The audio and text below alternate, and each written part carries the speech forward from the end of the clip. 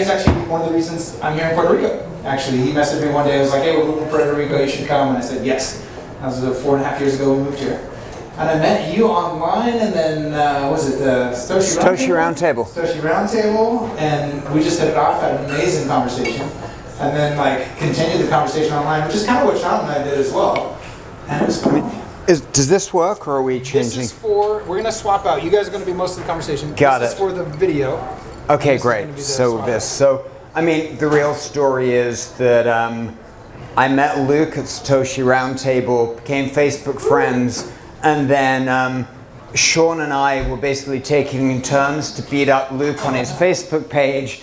And Sean and I actually met on Luke's Facebook page, and it's about the only time I've ever met another human being on that platform, so. I love it. This is a shout out that you can actually use social media however you want, and you can build real relationships. Because again, these are amazing human beings. So we're going to have a super fun conversation. Sean, you've been in the space since what, 2011 as an investor, and Alex is a builder. He's been building incredible companies, and the one he's going to be talking about I think is important because of all the regulatory uncertainty. Trying to build in that environment is pretty incredible. So I'd love to start off with just you guys kind of give an extended background of why you're in this industry, what interests it about you, and at some point I might poke you to go a little deeper in your personal story. I like their kind of worldview perspectives as well. Some of you have probably seen Sean's Maxims. He's been a guest here before talking about those, and so how kind of your perspective plays into what you do and why it's important. But yeah, just give an extended background and we'll go from there. Me first? Sure. I think I know most of you guys here, at least through social media, and many of you have had the pleasure of meeting personally. So I'm Sean. I am a serial entrepreneur, CPA and attorney who was very fortunate to learn about Bitcoin via a investment newsletter run by a gentleman named Robert Prechter of the Elliott Wave theorist, if any of you guys know him, famous chart technician.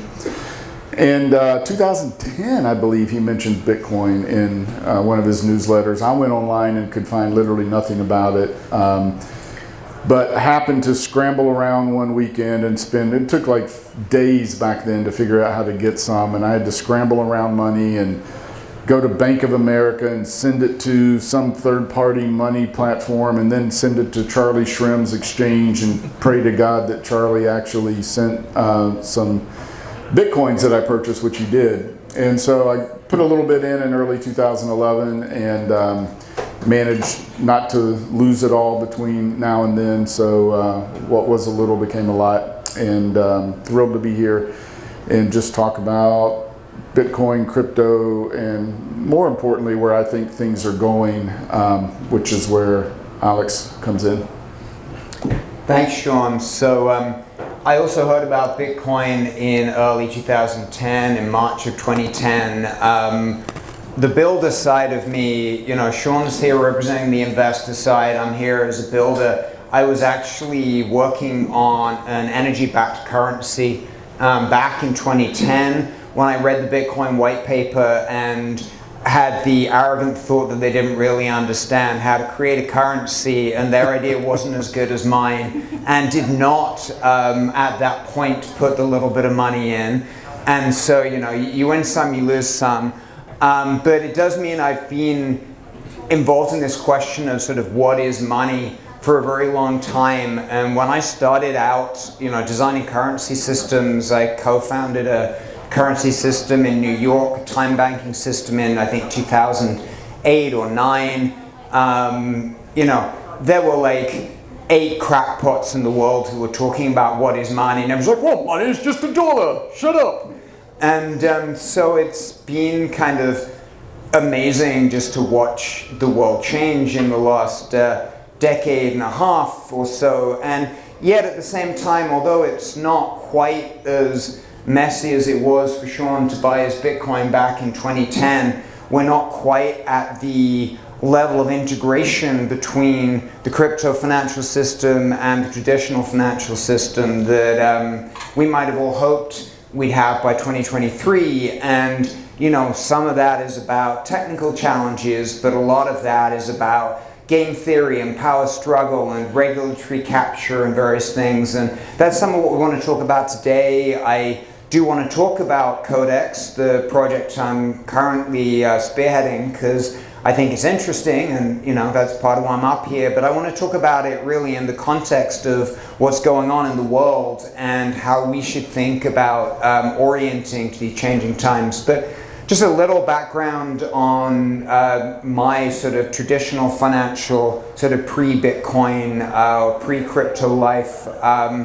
Being a builder on Wall Street for most of my career, 3 platforms that I ran or built have seen $1 trillion pass through them at different points. The market access bond trading platform, Bridgewater's FX trading platform that I rebuilt from 2010 to 2015, or one of many people that rebuilt. And I think the most still weirdest part of my resume was being put in charge of the CDO products at S&P on the first day of the subprime crisis.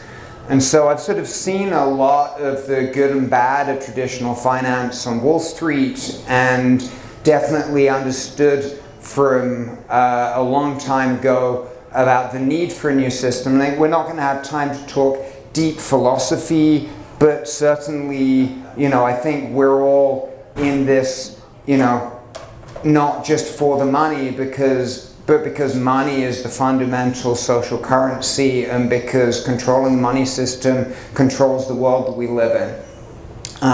With that? Yeah, absolutely. I was just going to comment on, I got in a little bit later than you guys in 2013, but the idea that it's just going to come out in the conversation is the passion to fix the money, fix the world. And that cry was the original rally cry for Bitcoin. And seeing Chancellor Bank bailout was in the first message, there's problems with the financial system.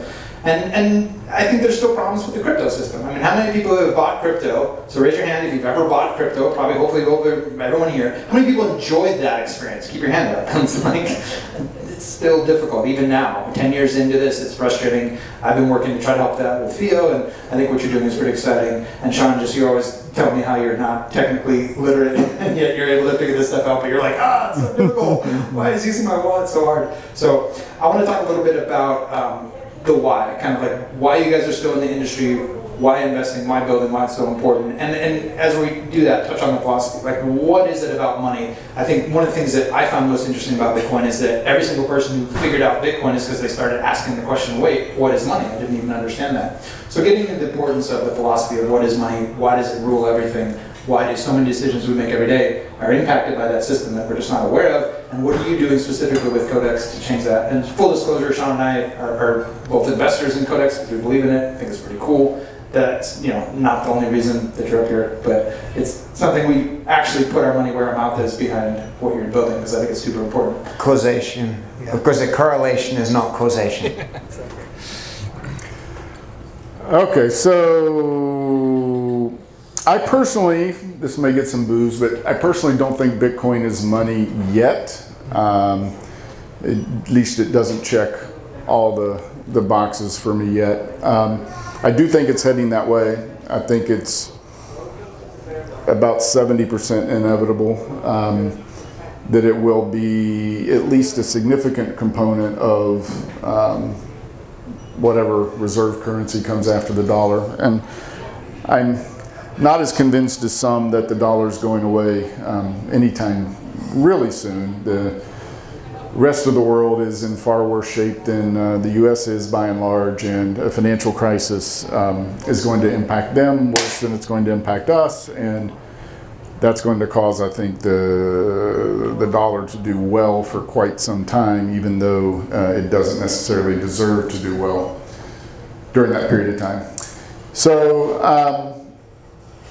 to me, money is I often say, tokenized gratitude. And for it to function as tokenized gratitude, where I'm basically giving you a token of my gratitude for doing something that I appreciate, for it to function in that way, it's got to be honest, meaning that people can't be faking gratitude. If we can counterfeit money, we can pretend like we've done things to earn lots of other people's gratitude, and we can walk around to stores and other places and spend that money, and they're going to think, wow, this guy's he did something to earn that. But that's not true for counterfeiters, right? And the only thing that separates, quote, quantitative easing or money printing from counterfeiting is an authority saying that one is counterfeiting and one is not, but for all intents and purposes, they have precisely the same effect. So I do think philosophically sound money is important. I do think that we're heading in that direction, but more important than that, I think, is in terms of getting there, is building some bridges from the legacy financial system to the new world. And to do that, you need several things, one of which is a Trojan horse. And that's where I'm hopeful that Codex and that particular project comes in, because it is exceedingly interesting and useful as a standalone DeFi project, but it's also, maybe more importantly, going to be exceedingly useful to legacy established financial institutions. And I think the game theory is, if it works as I think it will force adoption of it within legacy financial institutions, maybe first, even before retail to some degree. And I think that's going to be a very, very important step to getting us to this future world where we have honest money. You don't get there directly. I think you get there through at least one and probably more than one Trojan horses. And I think that that's hopefully what Codex is. Hey, Alana. So,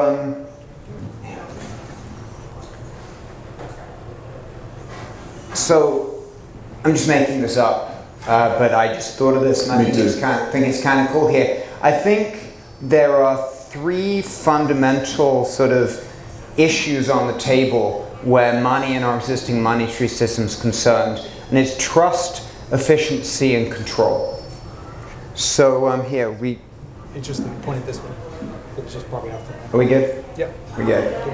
Trust, efficiency, and control. So, from a trust perspective, the entire money. Actually, let's start with efficiency. So, right now, you are slow in trading if your processes are taking a few milliseconds, and people will get in front of you in microseconds. And in some of the markets that we connect to on the FX side, there's even sort of nanosecond level people, like just it's hardware chips routing trades back and forth.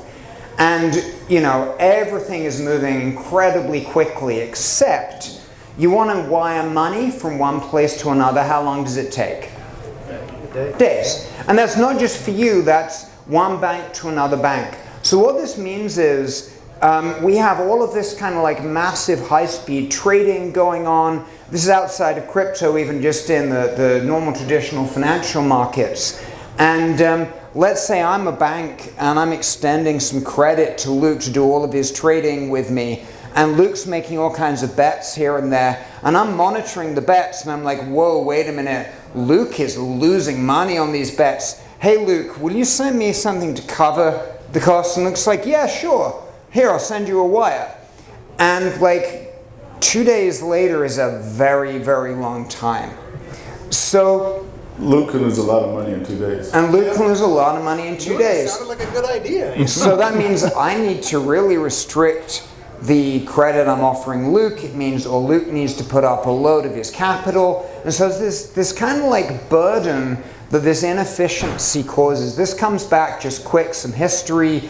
There's a thing called Herstatt risk, when banks used to send money to each other all times of day and night on SWIFT. And then there was this one bank, the Herstatt Bank in Germany, that basically received all its money from its counterparties and then went bust before it sent its money out. And it almost brought down the financial system. So everyone was like, okay, why don't we come up with a thing where everyone kind of puts their things on a table, and then once a day we move all the money. And that was like a sweet solution in what the... By putting things on the table, you mean basically putting up collateral? I mean, they, not the collateral, no, this was literally like, I'm gonna send this to you, you're gonna send this to him, or we'll send this to Samantha. And everyone put all of their things on the table, and then there's a cutoff point, and then we add all those things up, and then like bang, all of those things happen at once. And this process sort of getting it to one daily settlement where no one lost money. This was pretty revolutionary in like the 80s or 90s, and we're still doing it 30 years later. And so this is now causing billions of dollars in trapped capital in the markets. And this inefficiency is kind of, we talk about the Trojan horse. This is like one of the gates that the horse can get in, is that blockchains can obviously offer dramatically faster efficiency. You know, the Bitcoin blockchain is yay many minutes. Ethereum, what's the block time on Ethereum now? A few minutes. I mean, For confirmation? yeah. Like seconds for I confirmation. think it's 23 seconds and then 6 confirmations, like 2 minutes. On Codex, we now have 1 second finality on our blockchain. So we've now got a blockchain that's actually moving at the kind of speed you can press send, and then it's done, and you're sort of not psychologically waiting for this to get done. But I mean, even minutes to confirmation is obviously radically different. There's only so, I mean, it's Luke, so we can get into a certain amount of trouble in a minute, but only so much. So this efficiency Trojan horse is one thing. A second Trojan horse, and really what I'm talking about here is how do we get the technology of blockchain and push it underneath the existing financial system. Because if we can push the rails under the existing financial system, and the rails are integrated into Bitcoin and Ethereum and the existing crypto ecosystem, then we can truly actually have a single financial system, and we can win the game that at the moment, to a great extent, we're being shut out of and sort of playing a separate game. So the second Trojan horse is around control. And, you know, this is everywhere from truckers in Canada suddenly having their funds seized because, you know, they dared to protest outside the Capitol, to, you know, what happened to possibly some folks in this room who thought that what they had in Silicon Valley was money, and then found out that it wasn't actually money. It was a token issued by Silicon Valley Bank that gave them the right to maybe some funds if they sold some of their bonds. And we're starting to see this sort of, actually this is more the trust side of things. These two come together. You know, trust is, can you trust the person to have the money? And control is, are they going to use it wisely? And so both of these, again, can be solved with a blockchain where there can be hard assets that go behind a transaction. So I'm going to just riff for a moment. Yeah, so like, I want to talk about what we're doing at Codex for a minute and just sort of put some grounds under this. I'm going to do this in 3 steps. So forgive me, I'm going to be talking for a few minutes here. So, you know, if anyone drifts off and looks at their mobile phone, I'll promise not to judge. Do 3 steps. I want to say, firstly, how we initially thought about, like what our technology is and how we initially thought about applying it in crypto. Then I want to just touch on the regulatory landscape and what's going on, and why we've decided to pivot our approach to actually trying to take on the TradFi system head on, because it's now actually lower risk for us to just go and take on TradFi than it is to try and do what look like low-hanging fruit in crypto. So I want to just like give like a 2 or 3 minutes of sort of high level on that, and then maybe Sean, you can ask some questions and we can dig into some details. So high level, we looked at the crypto trading world, and it was obvious that Ethereum was too slow, too expensive, and too inefficient to be the platform underlying everything. Bitcoin, with all due respect to Bitcoin for its value as digital gold, isn't sort of a money platform in the way that Ethereum is. And that, you know, DeFi was really interesting, but it was kind of segregated from the rest of the world and highly illiquid. So we built a technology stack that was designed to solve these problems for crypto. And we have that technology stack. We have a high-performance Ethereum virtual machine, so layer 1 blockchain. We have a radical decentralized exchange that is able to provide centralized level liquidity. And if these words go over your head, don't worry about it. Sean will dig in a bit. Provide CeFi level liquidity in DeFi, and a mobile wallet and a web wallet. And we're like, great, we've got the ingredients to take on the crypto world, and we're a software company, but it's a decentralized exchange, it's a decentralized wallet. So we're now in the world where software can eat the world. And our plan was to basically take on crypto in a big way, build a big presence, and then as TradFi sort of woke up to what was going on, move to TradFi in a couple of years. So really in an accelerating fashion over the last year and a bit, especially since FTX, and especially in the last few weeks with the suits against Coinbase and Binance, we've seen... Not to mention the failure of multiple huge banks. Slide your hand up a little bit so you're ahead. Yeah. Which is getting TradFi interested in, like, how do we protect those things? That was point two, but yes, you're having this. So, but on the crypto regulation side, we've essentially seen the SEC clamping down and with massive regulatory overreach, including in the Coinbase suit, claiming that the Coinbase wallet, which is a purely DeFi piece of software, an app on your phone that is communicating with the DEX in an entirely, a smart contract, an entirely decentralized transaction, is still illegal brokerage being performed by the software company that provided the apps, and therefore is breaking securities laws.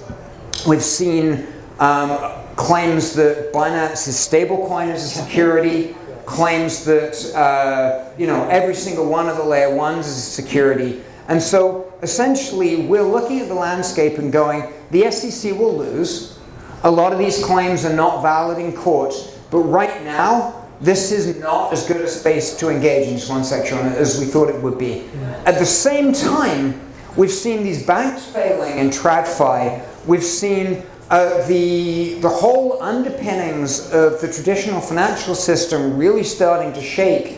And we think we've actually accelerated the room for the blockchainization of traditional finance by a number of years. So we're now moving basically full speed to try and take on the FX world. And I'm going to just, since it's not just me talking and this is meant to be Sean's evening, Sean, I want you to just say a few words about Integral and some of what's behind Codex and the relationship with the FX world, and then just riff off what I've said any way you want to go. So you could probably say this better than me, and you won't hurt my feelings if you interrupt. But Integral is one of the world's largest, the world's largest, essentially Forex exchange, and one of the founders and principals of the Codex project is the basically owner and key person of Integral. They do trillions of dollars per month in Forex exchanges. And one of the things that got me super excited about the Codex project is that if you've had any experience with DeFi, you're familiar with a number of limitations that are maddeningly frustrating. For all the advantages you get with DeFi, there are huge trade-offs, one of which is liquidity. And the problem is when you have markets that lack liquidity, you can't do large trades without an extraordinary amount of slippage.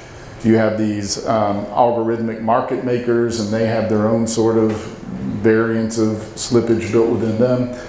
And it just makes it difficult to do that. When I first heard about Codex and learned that these guys have figured out a way to essentially port all of that TradFi liquidity from Integral's Forex exchange, all of it's probably an exaggeration, but a good bit of it, onto the Codex DeFi platform and eliminate, you can never eliminate slippage, I guess, but significantly reduce slippage and the other disadvantages that come from lack of liquidity on DeFi platforms. It just became clear to me instantly that if we could get this rolled out, game theory is such, and traders in particular are just ruthless when it comes to saving a buck on cost of trades, that that we would very quickly end up dominating the DeFi space. Now, regulatory hurdles have, as Alex will talk about in a minute, caused us to have to change tact or change our approach on that. But I'm still convinced that once those regulatory hurdles are out of the way, once we get courts reining in the executive branch overreach, that this original vision can still come about. Yeah, so just a couple sort of footnotes to that. So, yeah, Integral basically provides the SaaS software that 250 banks and brokerages use to manage all of their foreign exchange business, and just trades that are internalizations between our clients who are offsetting risk against each other on the platform account for, on any given day, up to about 5% of all foreign exchange transactions in the world, sort of $50–60 billion a day.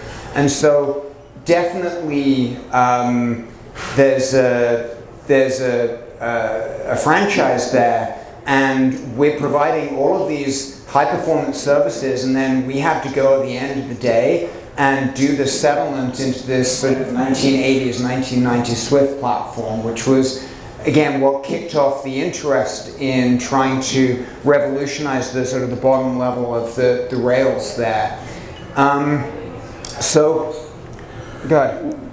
Which is, actually in a way fantastic. I mean, I wish FTX had been honest and hadn't blown up. I wish Binance had been honest, and they haven't blown up yet, fingers crossed, but definitely not honest. And part of me wishes those bad things had never happened, banks had never failed, etc. But the fact that they did has really brought a level of attention and awareness to this issue of centralized risk, not just in the crypto space, but in the legacy markets. It's the first time since the last financial crisis, basically, that people are really talking seriously about not just intermittent bank failures here and there, but potentially systemic risk. The entire system is at risk. And one of the things that puts the entire system at risk is the need, A, for trust, and B, the need to, the delay, essentially, the friction and the delay that comes from the legacy system. When you don't know that your counterparty is going to stay solvent for another 2 days, you've got no choice but to basically either not extend additional credit or call in the credit you've already extended. And the end result is that you may be forcing your counterparty into bankruptcy when they'd otherwise be solvent. And the reason you're doing that is you're just not certain that they can stay solvent. And the reason you're not certain they can stay solvent is it's going to take you 2 days to get your money, at least, once they hit the send button that they owe you. Well, if all of that is built onto a transparent platform where everybody can see everybody else's positions in real time, and or where money can be sent essentially instantly to cover additional collateral calls or for other reasons, people can be more relaxed. They're not nearly as trigger happy in terms of calling in lines of credit or refusing to extend additional credit. And you end up freeing up a lot of liquidity in good times, but you also end up potentially preventing major financial crises in the future. And so this is where I think the game theory in the TradFi sector is such that everybody is going to have to adopt this or something that looks very much like it. And once that wave starts, I think the adoption is going to happen really quickly, because anyone who doesn't adopt is just going to be at a massive competitive disadvantage in terms of being able to have access to credit and capital. So I feel like there is, firstly, I don't know how long we've been up here, and there are so many different directions that we could go from this, from the metaphysical to what does that mean to the ordinary person, to what does that mean to a crypto investor, to what is this liquidity thing, to whatever. So, Luke, I don't know if you... Yeah, I got a couple questions, and thank you, this has been great so far. One of the things that I've noticed when I get people into cryptocurrency is they get really frustrated about, oh, it's so hard to get my money in. And then they start complaining about the traditional financial system. They don't know they're complaining about the traditional financial system. But it's the 3 to 5 days to do their ACH, to get to their exchange, to then buy crypto. And so the idea that I wanted to touch on a little bit is how does this solve the kind of onboarding challenge of getting the money into this beautiful, amazing system you've talked about? It's awesome. How do I know that money's not going to go away? So, two really good questions there. Let's hit the custodial one first. To the extent that we're dealing with dollars, there is a custodian of those dollars. And that is kind of an inescapable thing. So we've looked, and at the same time, obviously, if we're just, making a more efficient receipt for an equally shaky system, we're not adding much value. So there's a few layers to that. I think there's a lot of people who think central bank digital currencies are a curse. I don't think so. I see that they're part of, an overall functioning ecosystem. When we have a CBDC and we can just actually do atomic swaps from the CBDC chain to the Codex chain, we don't need to worry about a custodian because the government can be the custodian. In the intervening time before we get there, the short answer is someone with significantly better credit quality than the people who are using the platform. And so to begin with, we're looking for more traditional custodians. The big banks, we're talking to a number of those. And the other thing that we've been looking at is whether there's a possibility to actually have the chain sit directly above an account with the US Treasury. So I think there are some interesting ways to at least disintermediate the folks who add the additional risk in the system. But for now, it's going to be a step-by-step process, and at least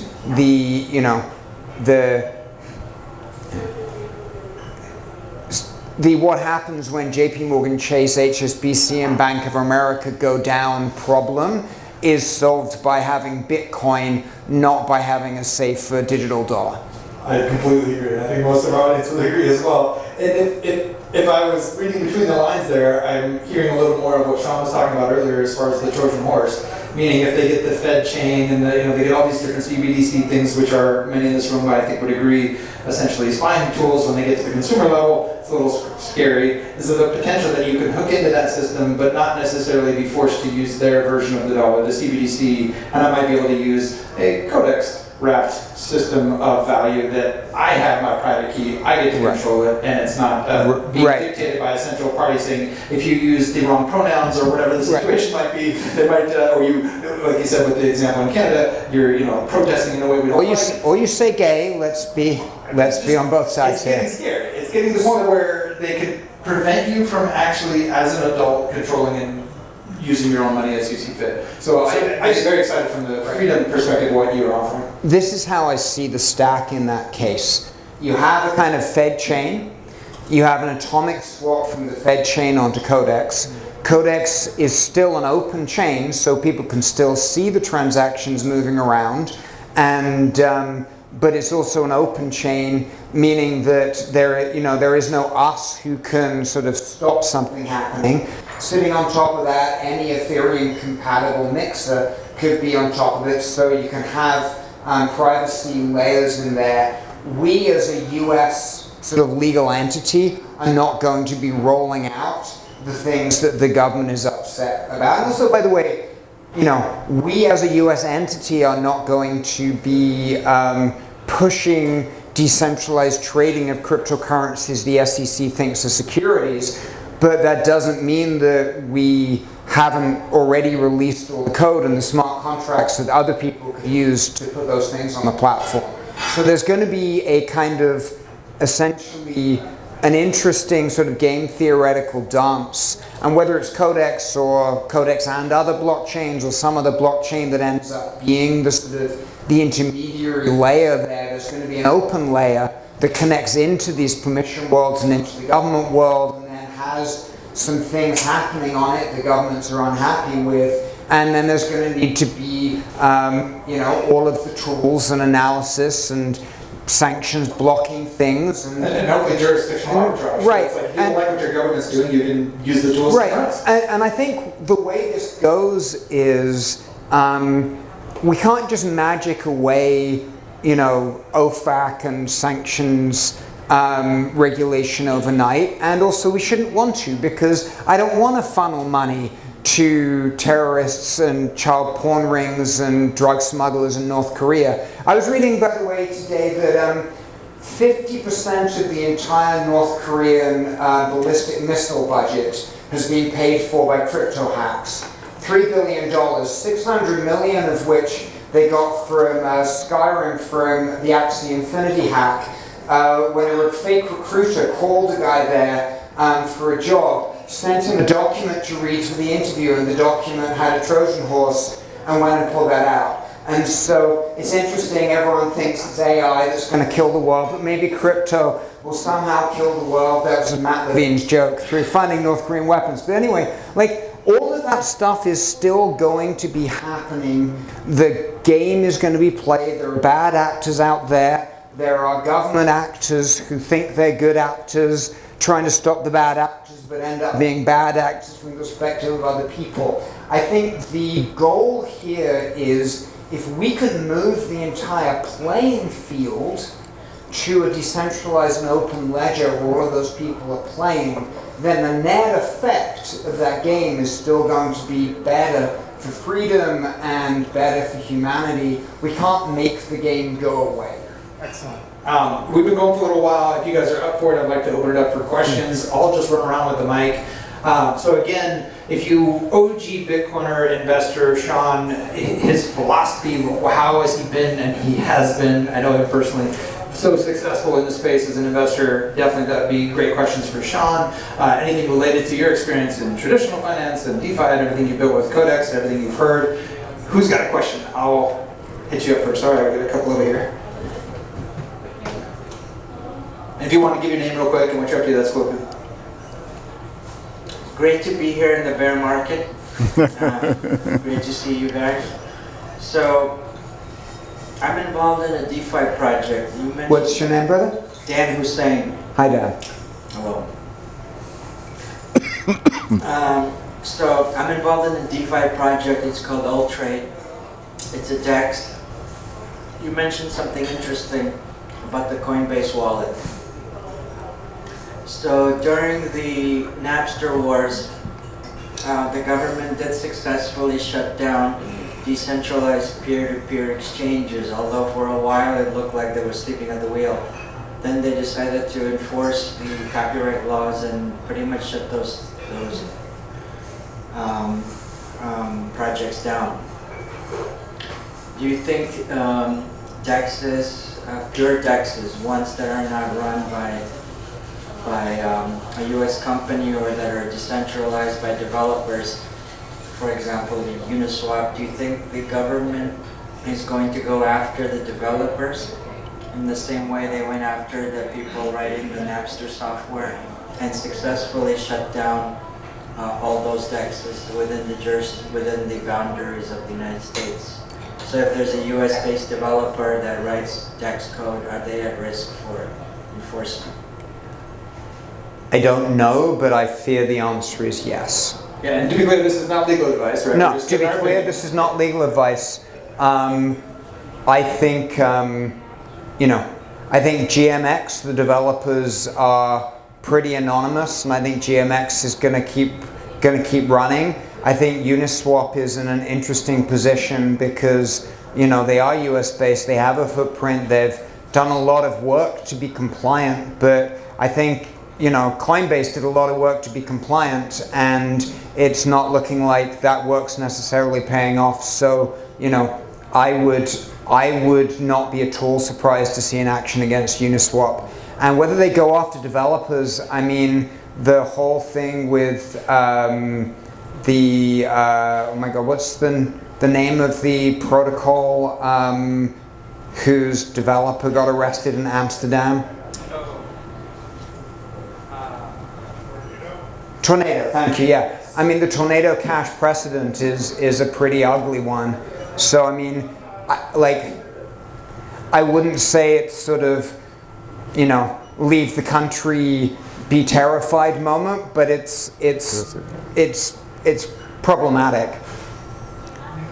As a lawyer, I'm a little less concerned, maybe a lot less concerned than some about the government doing that. I think there'll be a lot of talk about doing that. I think there will be some probably regulators at the state level first that try to do that. Maybe the feds will get out ahead, but I doubt it. But regardless, in the U.S., coming after developers would be a hugely challenging constitutional problem for prosecutors to overcome. And unless you're so naive, unless you're so down on the system that that you really believe that all the courts are crooked and everything's rigged and everything's fixed in the government's favor and the government's always going to get what it wants, I don't believe that. I'm a really negative guy, and I don't believe that.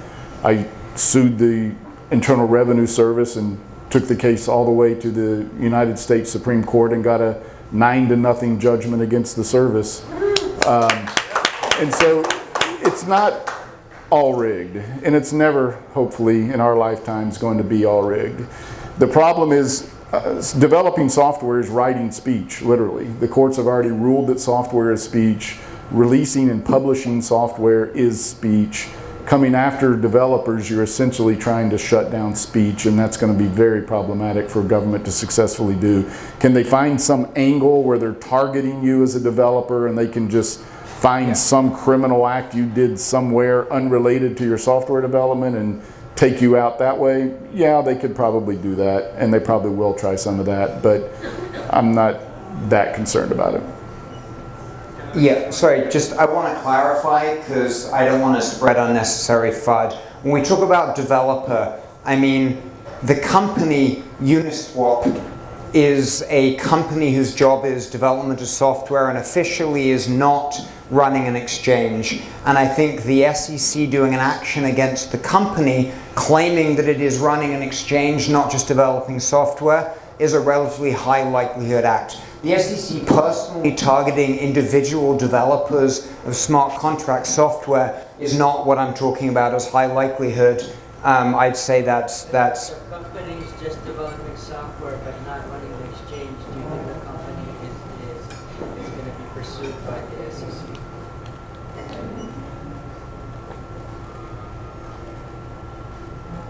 I mean, the Coinbase wallet connected to a DEX, there's nobody running an exchange there, and the SEC claimed that was illegal brokerage. And the SEC, Gensler stated that if there are 3 parties involved in a transaction, then it's an exchange. He's made some very strong statements that he basically does not regard DEXs as immune to the law, even though there's no official operator. But I think the only answer here is like, let's wait and see. They also have taken on a lot, and you know they only have so much enforcement capability. How likely do you think they're going to prevail in all of those enforcement actions still there? Let Sean answer that. I'm confident they're going to lose the Ripple case. We got a huge day tomorrow for those who haven't been following that case. The SEC, believe it or not, refused for months to turn over the emails and other documents by one of their former commissioners, a gentleman named Hinman. Hinman was the gentleman who was publicly going around giving speeches saying that Ethereum is not a security. And he was in his position as a commissioner of the SEC when he did that. The SEC saying, well, he wasn't speaking for us, he was just speaking his personal opinion. But now we're going to have emails in his official capacity that are being released tomorrow. And if the rumors are true and the people at Ripple have really been building this up as likely to be something explosive, I hope they haven't overpromised and underdelivered. I think we're going to be pretty shocked tomorrow to learn that it was pretty clearly the opinion of the SEC for a long time that Ether was not a security, and if it wasn't security back then, it's sure as shit not a security today. So I think that they're going to lose that case. I think that they're going to lose at least this initial battle in the Coinbase case. Coinbase is trying to force the SEC to either officially approve or officially reject its application. The SEC has essentially pocket vetoed that application now for a year and has refused to say that they're approving it, has refused to say they're denying it. And the problem with that is that until they deny it, Coinbase can't go to court to vindicate its rights. Its court jurisdiction depends upon the SEC first denying that application. So Coinbase has filed a lawsuit to compel the IRS to either approve, the SEC, sorry, to approve or deny that application. And I think they're going to win that battle. They've made a really compelling case. They're represented by Justice Scalia's son, a renowned securities lawyer, and my guess is they win that. So I do think we're going to win a lot of important court battles. I think the SEC is 100% overreaching. I think they know they're overreaching. I think they're being entirely abusive, and I'll even use the word tyrannical. But I do think that in due time the courts are going to rein them in. That's not to say that every crypto project is going to come out okay. There are some that I think are clearly in trouble under any reasonable reading of the securities law. But yeah, I mean, you can say what you think about BUSD or even Polygon, but M Apple and M Tesla, you know, I feel like the SEC is on fairly strong ground claiming those were securities. And so I agree, I think the full level of overreach isn't going to stand. It's going to take a while to work through. And the other thing is that, you know, if we see a turnaround of administration and we see a turnaround at the SEC, this does still seem to be, you know, quite strongly a one-man crusade here. So we could see a different situation after 2024. Thank you, guys. My name is Anthony Ortiz. I'm the founder and CEO of a company called Fitly Health, and we're decentralizing healthcare. So I have an interest in how payments will be transacted specifically for patients, self-insured employees, and things like that in the future. And one of my biggest concerns now is FedNow. So I'm wondering, I stepped out for a call, so I'm not sure if you guys covered FedNow and the implications of the government coming in and digitizing payments and transactions, and what are those implications as it may relate to patient data transactions and privacy. I'm excited about ZK-EVM, specifically Polygon ZK-EVM, so we are implementing a privacy layer in our solution. But I'm also wondering, I mean, how private will it be? Will it actually be if once government gets involved? And so, apologies if I missed that and it was covered. I touched on this, so just touching on it quickly, I think the right stack is to have an atomic swap bridge from either FedNow or some future sort of Fed chain CBDC into essentially have blockchains sort of take the role that the commercial banks do now in between the Fed intermediating money out into the world, but instead the blockchains would with different functionality. And so if you wanted to run on top of a ZK Polygon, you could still have funds that were 100% custodially secure because they're locked all the way down to the Fed, hopefully through like, you know, 100% secure bridging mechanism, and still have that functionality on the top. And, you know, we don't know it's going to go that way, but I'm actually relatively hopeful about that. From what I understand from people I talk to inside the Fed and other central banks, I think the idea that sort of, you know, the panopticon surveillance state and desire of the central banks to really look at every single transaction is actually not really there. I think there are elements within government who want that, but they're not actually the folks who are sort of trying to build the new rails. So that's my thought anyway, but you know, it's going to be an interesting space to watch.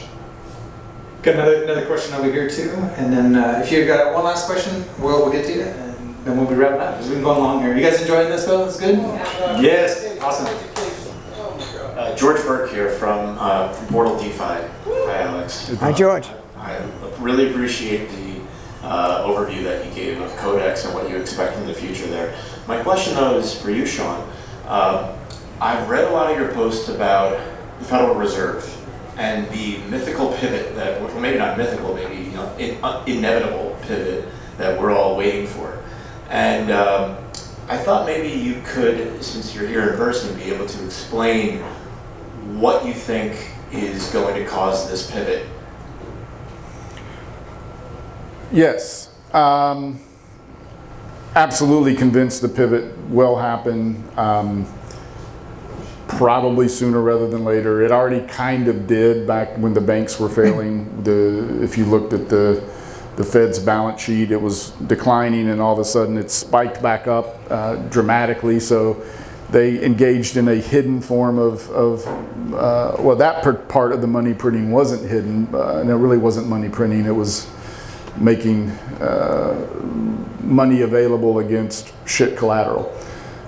So what the Fed agreed to do was basically loan money against collateral that marking that collateral to essentially its book value rather than its current market value. So if you're a bank and you own U.S. government securities and you bought those for $100 and currently they're worth $60, the Fed will loan you $100 against that $60 of collateral. Which is a disguised form of money printing ultimately. So in a way they already have pivoted, and I think the really hard, obvious crow-eating pivot will come when the U.S. Treasury is not able to finance, and then you start having dysfunction in the U.S. Treasury market. That mathematically has to happen at this point. I did not realize it, but the duration of U.S. Treasury government bonds, what do you think it is? You guys are familiar with the concept of duration in bonds? So think of it as the average maturity of a portfolio of bonds. So what do you think the average maturity of the U.S. government's bond debts are? Anybody have a guess? How long? I would have thought, yeah, they issue a lot of 10-year bonds, right? I would have thought not 10 because not all bonds are 10 years, so they don't do 30 years anymore really. So I would have thought maybe 6 to 9 years, somewhere in that range. It's 3 years, meaning the U.S. government has to refinance 1/3 of its entire outstanding debt every 3 years. And right now, the current batch is being refinanced at basically what was previously effectively 0% to today's 5.5% rate. You do the math on that, and just as soon as even the first third of that gets refinanced, the U.S. government's balance or budget no longer works. Cannot fund itself without issuing more debt. Who's going to be buying that more debt? We know that foreign central banks have been net sellers of U.S. Treasuries for a long time now. Good thing we're still really good friends with the Chinese. Yes, exactly. The Chinese love us. And yeah, there's just not buyers out there. There's only one buyer, and that's the Fed. And so the option the Fed is going to face, I think, relatively quickly between now, could be as early as the end of this year. That's my expectation. It could be sometime next year, but I don't think beyond next year. The Fed is going to have to decide, do we allow the U.S. government to either default on its debts or engage in massive immediate budget cuts so that it doesn't default on its debt? Either one of which creates essentially another Great Depression. So the Fed's faced with, are we going to allow another Great Depression, or are we going to monetize the debt by eating crow, pivoting, and printing more money? I just don't think, and I don't think there are very many examples throughout history of central banks declining to intervene. And even if they did, I think Congress would ultimately intervene and print $1 trillion coin or something like that, and engage in its own money printing, which it has the constitutional right to do whenever the heck it wants. So one way or the other, we're going to get more money printing, whether it comes in the form of a Fed pivot or the Congress just deciding to print its own money, because the US government will not be able to fund itself starting late this year or sometime next year at 5.5% interest rates when all of its debt is going to be refinanced at that higher rate over only 3 years. I was shocked to learn that. All right, we got our last question here, unless there's a burning question each one. Well, or obviously drop rates to zero and then let inflation grow through the roof. So there is one other path that they could fuck up too. Well, But they won't. that's a great point. The least worst outcome here is that the Fed drops rates, which the only way it can do that is by buying US government debt, printing money to buy the debt, because there's going to be so much debt that's going to be bought. So it drops rates down to 0 or 1%, some very low amount, and then allows inflation to run higher than the interest rate. If the Fed can do that and pull that off for 5 years or 10 years, the effect of the interest rate running higher than the interest rate on the debt, the inflation rate running higher than the interest rate on the debt, the net effect of that is you would bring over 5 to 10 years, depending on what that spread was, the US government debt to GDP down from current level of about 130, and that's before the recession kicks in, to closer to 80, which is sort of historically considered a sustainable number. So I agree with Alex. I think that's the play they try to run. What do you think the Bitcoin price would be down that path? Much higher than today, yeah. Yeah. This is great. Good to see you guys tonight. Did we really meet on Facebook? I'm still trying to get over there. Did you really say forced adoption there, Sean? Forced adoption of? I thought you were talking about onboarding, but... Are we talking about with the banks? Forcing Codex. Forced in the sense of game theory, right? So if you're a bank and you're lending money to and or borrowing money from counterparties every single day, other banks, other large financial institutions, and there begins to be a fear that there's a liquidity crisis, that banks aren't going to be able to cover their overnight debts. What the banks do is they stop lending to each other and or they start calling in the loans they have lent, and it becomes a self-fulfilling prophecy at that point.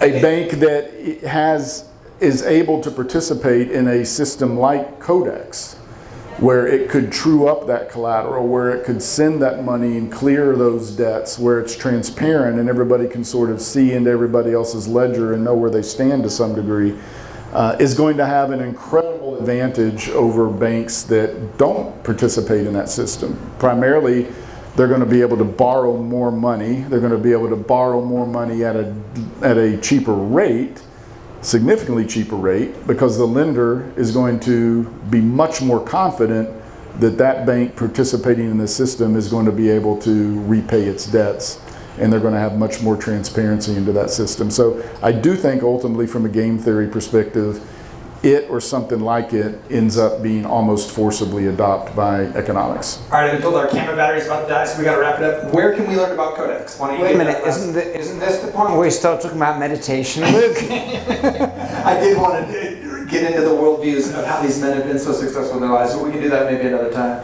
because we're running out of battery here. But real quickly, how can they learn more about Codex and then this project we've been talking about it? Where should they go?